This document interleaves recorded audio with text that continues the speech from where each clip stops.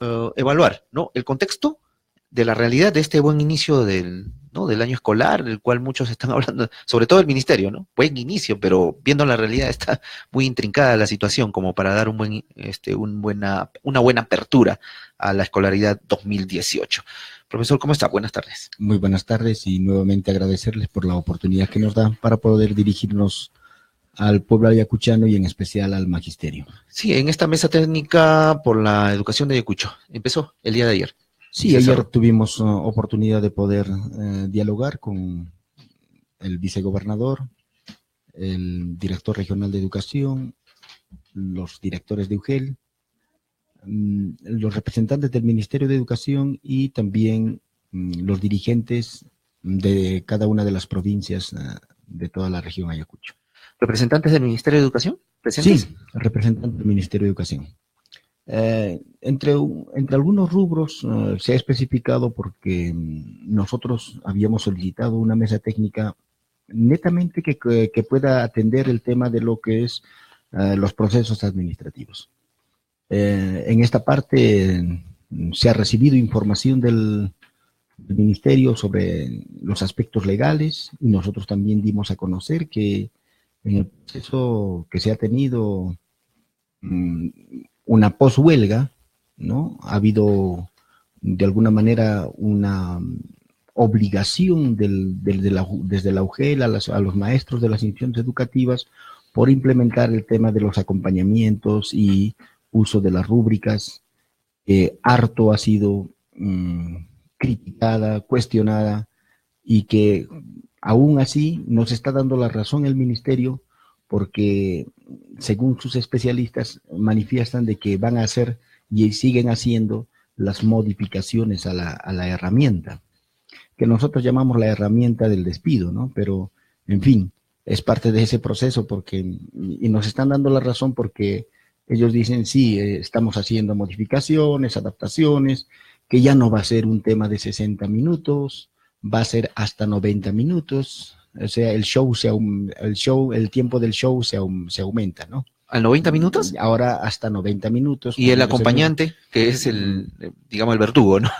Claro, en este proceso, por ejemplo, para las evaluaciones y todo, dentro de las rúbricas ya están ampliando, porque nosotros le dijimos, ¿no? Hay sesiones en las que 60 minutos y que tenías que tener de repente un número limitado, entre comillas, de perder minutos.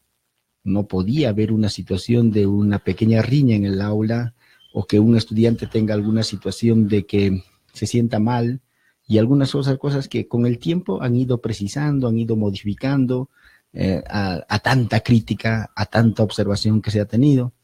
Entonces, son rubros en los cuales se ha tomado conocimiento de parte de ellos y los procesos administrativos que nosotros somos los primeros en estar preocupados porque se han abierto procesos administrativos en diferentes UGEL por el tema de no recibir esos acompañantes y porque estos acompañantes traían el tema de la habilitación o validación. Digamos, un docente se oponía a que ingrese un acompañante y ya de inmediato se le establecía un proceso administrativo. Sí, eso es lo por ahí iba. Y ha sucedido en varios colegios o escuelas. Sí, estamos estableciendo ese, digamos así, un mecanismo del cual ahora el mismo ministerio tiene que reconocer que sus instrumentos observados y por los cuales el maestro decía que no, están reconociendo que son perfectibles o están haciendo las correcciones necesarias, de tal manera que estaremos viendo cuál es el mecanismo. Una de las correcciones es el aumento a 90 minutos. El aumento a 90 minutos es una de las correcciones, porque decíamos, ¿no? En 60 minutos hay que hacer un show, ¿no? Y en la mayoría de las sesiones de aprendizaje tenemos 2 horas pedagógicas que son 90 minutos.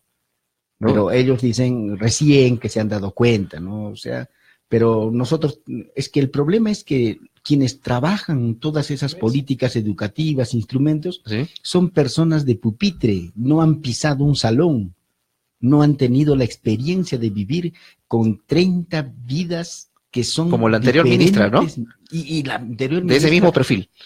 Y de repente creo que con una misma camada de ellos que no saben cómo es convivir y vivir y entender a 30 cerebritos, diríamos así, con cunas distintas, con alimentación distinta y con formas de socializarse distintas, ¿no? Claro, esas realidades distintas. ¿Qué otras modificaciones en las rúbricas? No, bueno, por lo menos esa primera parte dijeron porque después que salga el documento les daremos a conocer. Pero siguen siendo así, ¿no? Ellos escuchan nuestras críticas y por su lado van modificando a lo que se les antoje o de repente tanta presión y están llegando a esos errores. Nosotros queremos que se hagan unas evaluaciones, pero antes de ello tenemos, y le hemos dicho, que tienen que haber procesos de actualización docente en servicio.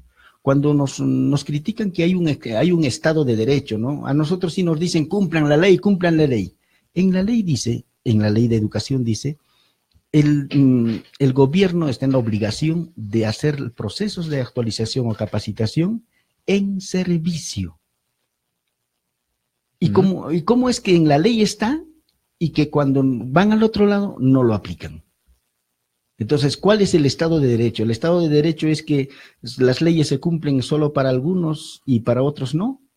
Entonces, hay una contradicción, pero ahí entendemos nosotros que sinceramente no les interesa la educación así a carta cabal. Los enviados del Ministerio de Educación a esta mesa técnica, justamente para poder entablar un acercamiento con ustedes y evitar este paro y la posible huelga. Evitar el paro, sí. ¿Les han hablado de eso? ¿Han hablado de eso? No, no directamente, porque ellos saben que las decisiones no lo toman los dirigentes. El tema, las decisiones lo toman en consulta a las bases. Pero en fin, ellos quieren evitar ese paro, quieren evitar, si las bases van a asumir la huelga, quieren evitar la huelga. Pero la única manera de evitar esa huelga, la única manera, si pudieran evitar el paro, es que nos sentemos a dialogar y conversar y buscar soluciones.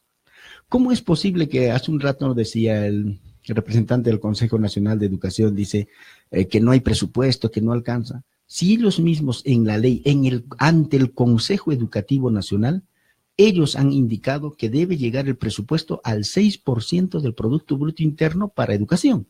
Ahí en el Consejo donde está el señor Hugo Díaz. Entonces son los primeros que deberían decirle, aquí se ha acordado, esto se tiene que cumplir y háganlo. Pero no, ahora están diciendo, no, mejor que entre la empresa privada. Y en el fondo está entonces la privatización de la educación, que es lo que nos ha dicho ya directamente. Que sería necesario. Que sería necesario y que si quieren tener mejoras, entonces que entren las empresas privadas para que puedan... ¿Que eso lo deberían entender los profesores?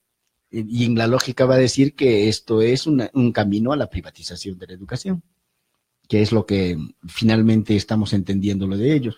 Y no que en el Consejo Educativo Nacional, que han dicho que el 6% es necesario para implementar colegios, y ya ha reconocido, ¿no?, que hay colegios que se tienen que derruir y volver a construir, hay lugares donde se tiene que implementar con equipamientos, materiales, pero ni ellos mismos pueden, estando en el gobierno, ni ellos mismos pueden establecer, digamos así, protocolos que permitan tener los libros, por ejemplo, en el colegio. No llegan los libros hasta ahora. ¿Qué hacen las empresas fabricantes? Hacen el acuerdo con el Ministerio de Educación y el Ministerio de Economía y lo llevan a los grandes almacenes del Ministerio de Educación. Ahí están arrumados cientos de cajas ahí. Pero ¿Y qué le dice? Muy bien, ministro.